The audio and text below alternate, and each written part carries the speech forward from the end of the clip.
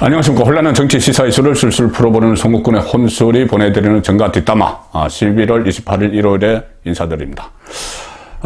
지금 대통령 선거 내년 3월 9일이죠. 그러니 내일 되면은 딱 100일 남겨두고 있습니다. 100일 남겨둔 대통령 선거. 최근 여론조사를 보면은 윤석열 후보가 이재명 후보에 상당히 좀 앞서는 그런 결과들이 많이 나오고 있죠. 오차 범위 내에 있을 때도 있지만 격차가 크게 벌어질 때도 있습니다. 1992년 대통령 선거 때, 그때부터 한국갤럽이 대선 후보 여론조사를 실시를 했는데, 그 이후에 5번의 선거가 있었죠. 92년은 김대중 전 대통령이 당선된 선거입니다. 5번의 선거가 있었는데, 대선 100일 전에, 앞서 있던 후보가 이긴 적이 4번입니다. 5번 중에 4번은 100일 전에 여론조사에서 앞선 후보가 승리를 했기 때문에, 일단 윤석열 후보가 승리에 더 가깝게 다가가 있다. 그렇게 말씀드릴 수가 있겠죠. 단 한 번 100일 만에 역전된 것은 2002년 대선 때 노무현 후보가 이해창 후보를 꺾었을 때입니다. 그때 노무현 후보는 지지율에서 뒤지고 있었지만은 100일 되는 시점에, D-100일 시점에, 막판에 그때 2002년 한일 월드컵 우승으로 주가를 올렸던 축구협회장을 했던 정몽준 후보와 막판 단일화를 해서 그런 빅 이벤트가 있었기 때문에 승리를 할 수가 있었죠. 자, 그런데 지금 그 이재명 후보는 그런 빅 이벤트를 할 게 없습니다. 정의당 심상정 후보와 만약에 단일화를 한다고 해도 그때 같은 효과를 내기는 어렵죠. 자, 이 상황에서 더구나 이재명 후보에게는 악재들이 겹치고 있습니다. 호재가 생겨도 역전을 할까 말까 하는데 악재들이 겹치고 있죠. 지금까지 이재명 후보를 둘러싼 악재들은 형가, 형수, 욕설, 그 녹취록, 그리고 또 여배우 김부선 씨와의 교제설, 이 교제설은 사생활이기는 하지만, 사생활이지만 거짓말 논란을 불러일으키고 있는 것이죠. 그리고 또 최근에 불거진 대장동 몸통 의혹 사건, 자, 이런 것들이 이재명의 악재였습니다. 그런데 사실 이 욕설 파문이나 이 여배우와의 문제, 이런 것들은 오래된 이슈입니다. 누구나 다 알고 있죠. 그래서 새로운 변수가 아닙니다. 가령 이런 두 가지 문제, 이 두 가지 문제는 경기도지사 선거할 때나 아니면은 2017년 대선 후보 경선 때, 그때도 불거졌지만은 큰 변수가 되지 않았습니다. 그리고 경기도지사 선거는 당선까지 됐죠. 그리고 이번에도, 올해, 얼마 전에 실시된 민주당 후보 경선에서도 이낙연 후보 쪽에서 이런 문제들을 계속 제기를 했지만 변수가 되지 않았고, 그래서, 이재명이 후보가 됐죠. 자, 그리고 대장동 의혹, 이것도 앞으로 어떤 폭발력이 생길지는 모르지만은 지금까지의 그 진행 과정을 보면은 검찰이 이 몸통 이재명 의혹은 빼고 수사를 지금 마무리하는 수순에 들어갔고, 또 특검으로 간다고 해도 특검이 이 대선 때까지 100일 동안의 결론을 내기는 어렵습니다. 그래서 이것도 일단은 잠복한 이슈, 이렇게 봐야 될 텐데, 자, 지금 이번에 새로 터진 악재, 이것은 이재명 후보에게 엄청난 타격을 줄 수가 있습니다. 뭐냐 하면은, 지금까지 이재명은 인권 변호사로서 출발을 했죠. 인권 변호사로 출발을 해서 성남시장도 되고 경기도지사 되고 대선 후보까지 됐는데, 인권 변호사 이재명의 정체성에 큰 타격을 줄 수가 있는 일입니다.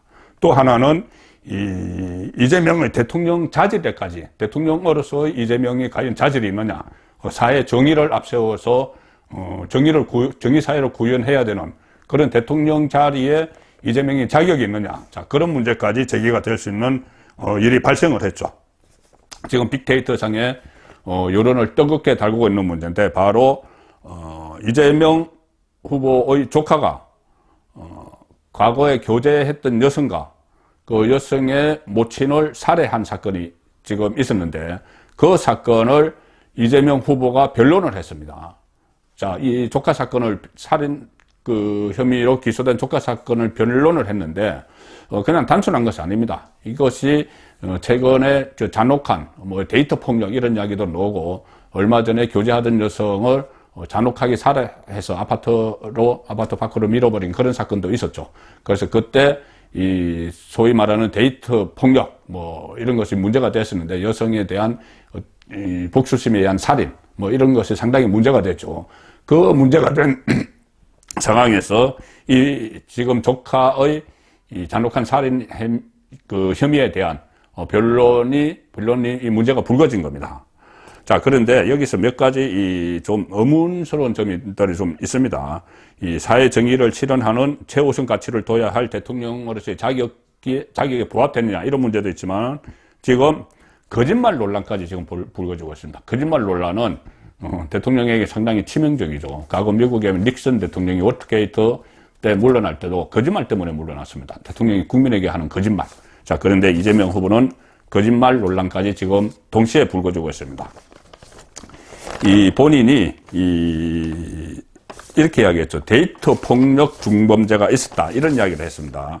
이게 뭐냐면은, 이 문제는 사실 처음에 김부선 씨가 7월 달에 문제를 제기하면서 불거진 겁니다. 그리고 이것이 다시 지금 이 사회 분위기 때문에 데이터 폭력, 또 얼마 전에 있었던 사귀던 여성을 무참히 살해한 이것 때문에 다시 불거진 거죠. 김부선 씨가 7월 달에 이재명 후보에게 손해배상 청구를 한 사건이 있었죠. 이재명 후보가 교제 사실을 부인하면서 그러니까 명예훼손으로 손해배상 청구를 이재명에게 했습니다. 그때 강용석 씨가 변호를 했는데, 강용석 씨가 그러니까 이재명과 김부선이 교제했다는 사실을 입증하기 위해서 김부선 씨가 김부선 씨의 진술조서를 하나 공개를 했습니다. 그 진술조서에 보면은 이재명 조카가 살인을 저질러서 무기징역을 살고 있다. 자, 이 일이 언론에 보도가 되지 않았는데, 김부선이 이재명에게 듣지 않았으면 김부선이 어떻게 이 일을 알고 있느냐. 그러니 두 사람이 사귀었다. 이 증거로 강용석 변호사가 내놨던 거죠. 자, 그 이후에 김부선 씨가 SNS를 통해서 이 일에 대해서 또 이야기를 합니다. 한 SNS에는 이렇게 글을 씁니다. 이재명의 비정함에 놀랐다, 이렇게 이야기를 합니다. 그러면서 그 내용이 뭐냐면은 이재명이 김부선 씨 주장입니다. 일단 김부선 씨의 주장입니다. 옥수동에 김부선 씨 아파트에 이재명이 와 있을 때 이재명이 본인에게 했다는 이야기입니다. 자기 큰 누나 아들이 사람을 죽여서 사형을 선고받았다, 이렇게 이야기를 하더라. 그런데 이 조카의 살인죄보다 이재명의 그 비정함에 많이 놀랐다. 비정함에 놀랐다. 김부선 씨 이야기입니다. 왜 이 비정함에 놀랐느냐 하면은, 이재명에게 그러면 조카 면회는 갔다 왔느냐고 물어보니 이재명이 이렇게 이야기했다는 거죠. 혹시 내가 면회한 기록이라도 남아서 훗날 내가 출시하는데 지장이 있을까봐 한 번도 면회는 가지 않았다, 이렇게 이야기를 했다는 겁니다. 김부선에게 이재명이.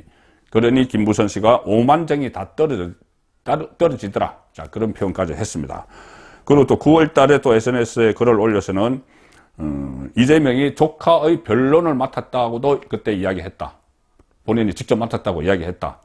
자, 그리고 조카 이 살인 사건을 왜 그러면 갑자기 이야기를 했느냐 하면은, 옥수동 김부선 씨 집에서 서로 대화를 나누다가 교도소 안의 인권 얘기를 하다가 우연히 그 이야기가 나왔다. 그래서 그 이재명 후보가 내 조카가, 그러니까 그 큰 누나 아들이 살인을 했고, 그래서 본인이 변론도 했다, 이 이야기를 했다는 것이 이미 7월, 9월 달에 한번 나왔습니다. 나왔는데 그게 큰 이슈가 안 되고 묻혔죠.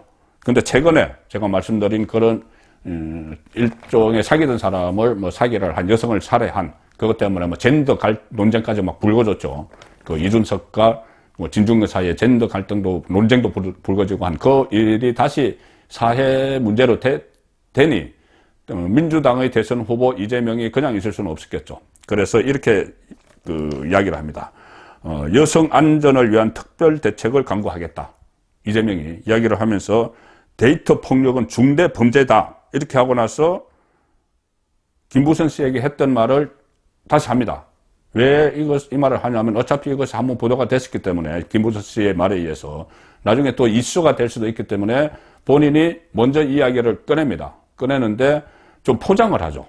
이렇게 이야기를 합니다. 이재명 후보가 제1가 중에 한 사람이 과거 데이터 폭력 중범죄를 저질렀는데 그 중범죄를 저지른 그 조카의 가족이 변호사를 선임할 형편이 못 되어서, 그러니까 큰 누나 가족이 형편이 못 되어서 그래도 일가 중에서 유일한 변호사인 내가 변론을 맡을 수밖에 없었다, 이렇게 이야기합니다. 자, 데이터 폭력 중범죄를 저질렀다. 이렇게 이야기하죠. 그런데 이 데이터 폭력 중범죄, 이재명 후보는 처음에 그렇게 표현을 했지만은 이 범죄가 뭐냐면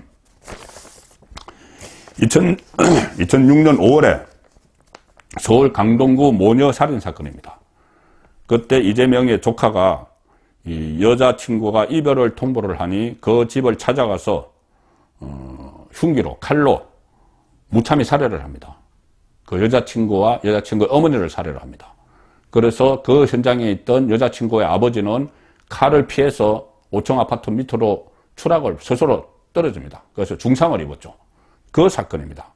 이 사건을 이재명 후보의 조카가 저질렀는데 이재명 변호사로서 1, 2심의 판결에서 변론을 하죠. 거기서 변론을 하면서 조카가 심신미약 상태였다. 그리고 충동, 조정 능력이 저하되어 있었다. 심신미약 이야기를 합니다. 그러면서 감형을 요청을 하죠. 법원에 감형을 요청을 합니다. 그런데 대법원에서는 그것을 받아들이지 않아서 무기징역을 선고를 해서 지금 교도소에 있는 것이죠.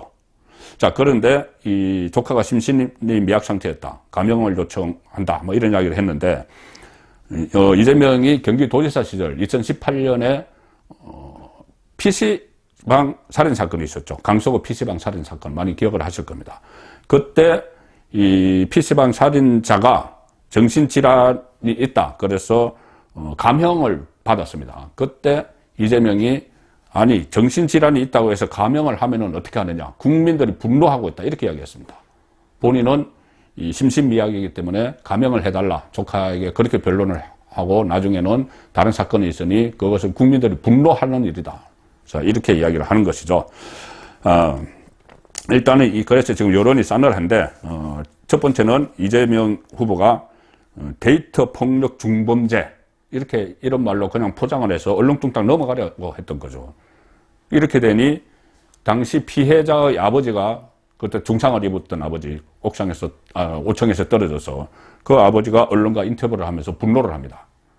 한 가정을 망가뜨린 살인 범죄를 어떻게 대선 후보가 데이터 폭력이라고 이야기를 하느냐. 그리고 정신 이상 운운했는데 심신미약 운운했는데 우리에게 찾아와서 이 범행을 저지를 때는 전혀 그런 놈이 아니었다 이렇게 이야기를 합니다. 그러면서 어떻게 뻔뻔하게 이재명을 이야기하는 거죠. 변호인이 그런 말을 하느냐. 뭐 정신미약, 심신미약 이런 말을 하느냐. 이 흉악한 범죄를 저지른 조카를 변론하기 위해서. 자, 이런 피해자 아버지의 인터뷰 때문에 다시 이재명은 또 사과를 해야 되죠. 사과를 합니다. 미숙한 표현으로 상처받으신 점에 대해 사과드린다. 미숙한 표현이 아니죠. 일부러 그 2명을 살해하고 1명을 살인, 미수를 저지른 그것을 그냥 이 데이터 폭력 중범죄 이렇게 이야기를 한 겁니다. 변호사가. 자, 그리고 두 번째는 이렇게 이야기했습니다. 제가 조금 전에 설명드렸죠. 일가 중에 변호사가 자기 본이고 큰 누나가 가정 형편이 어려워서 변호인을 댈 수 없었기 때문에 할 수 없이 내가 변론을 맡았다. 그 범죄는 본인도 맡고 싶지 않았지만은 분노하지만은 할 수 없이 일가라서 변호를 맡았다. 이렇게 이야기했죠. 그러니까 친척이 아니면 맡지 않았을 거다. 이 이야기 한 겁니다. 그런데 이 말이 거짓말인 걸로 들통이 나버렸습니다.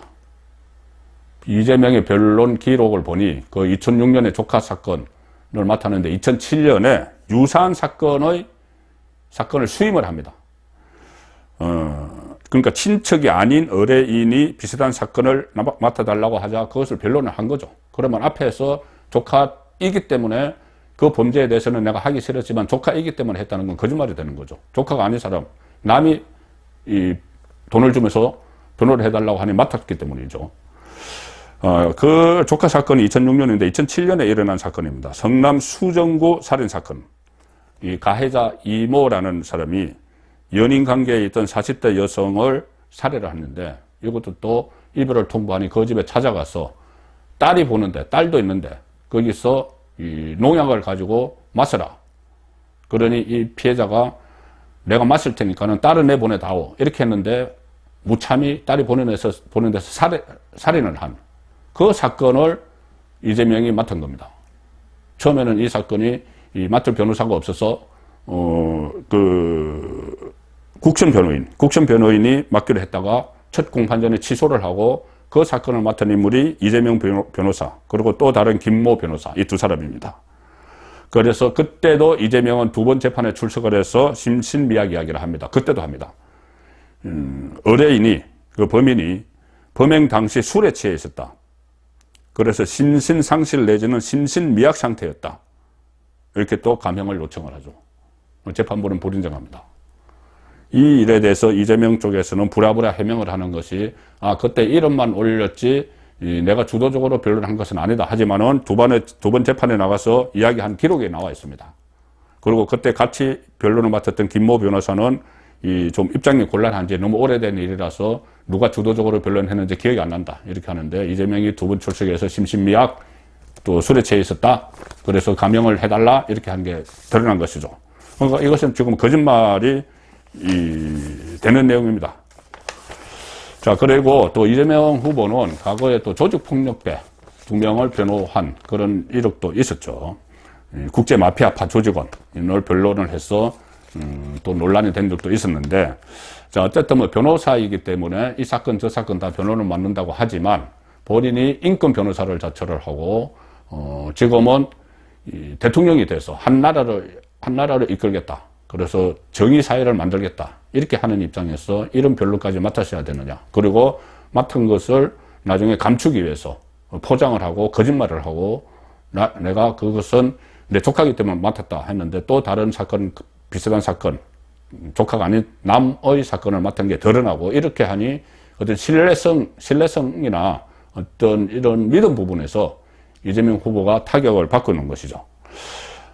그래서 오늘 이 김병준 국민의힘 상임선대위원장, 이제 원톱 역할을 합니다. 김종인은 들어오지 않을 것 같습니다. 김종인 총괄 상임위원장 카드는 없어진 것 같고, 김병준 상임선대위원장이 원톱 역할을 하는데, 오늘 기자회견을 가져서 처음으로 이 선대위원장으로서 입장을 밝혔는데, 이재명의 이 부분을 공격을 했습니다.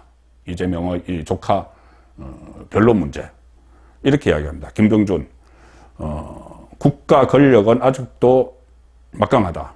국가 권력은 때로 칼이 되고 총이 된다. 그렇죠. 어떤 물리력으로 하려면 칼이 되고 총이 될 때도 있죠. 그런데 이 총칼을 이재명처럼 전제적 사고나 또는 판단 기준, 그리고 폭력적 심성을 가진 사람이 쥐게 해서는 안 된다. 국가 권력을, 총과 칼이 될 수도 있는 국가 권력을 행사하는 대통령의 이런 어떤 폭력성, 이런 문제로 논란이 되고 있는 이재명이 적합하나, 이 반문을 하는 겁니다. 물론 일부에서는 이 폭력성 문제에 대해서 부인 김혜경 씨와 관련한 루머들도 있지만, 그 부분은 제가 말씀을 깊이는 안 드리겠습니다. 어쨌든 이렇게 아주 잔혹한 살해범을 변론을 한 이 일이 드러났는데, 그것도 거짓말, 또 다른 거짓말도 같이 논란이 일어나고 있는 이 상황이죠. 자, 이렇게 되니 가뜩이나 100일 남았는데 대장동 의혹도 말끔히 해소되지 않은 상황에서 이런 일까지 터지니, 지금 민주당 안에서 시간이 얼마 안 남았는데도 후보 교체론이 또 제기가 되고 있습니다. 자, 이 후보 교체론이 제기되는 시점에 이낙연, 마지막까지 경쟁했던 이낙연 전 대표의 움직임이 예사롭지 않습니다. 벌써 경선이 끝난 지 한 달이 넘었는데, 이 기간 동안 전국을 다니고 있습니다. 이낙연. 자명을 하면서 전국을 다니면서 본인을 도왔던 지지자들, 본인을 지지했던 사람들을 시도별로 만나고 있습니다. 그래서 일단은 격려하고 위로하고, 기대했는데 미안하다 이런 말을 하겠지만, 실제로는 본인의 지지자들을 계속 규합하고 관리하고 있는 그 상황인 것이죠.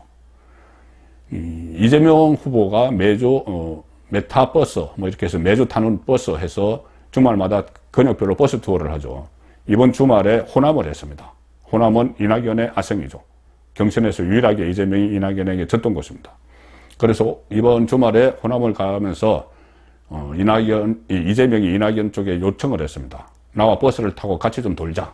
당신의 아성이니, 전남지사도 했으니. 그렇게 했는데, 이낙연 후보는 이것을 뿌리치고, 전 후보죠. 뿌리치고 오늘 오히려 충청, 경남 이쪽 가서 순회하면서 지지자들을 만났습니다.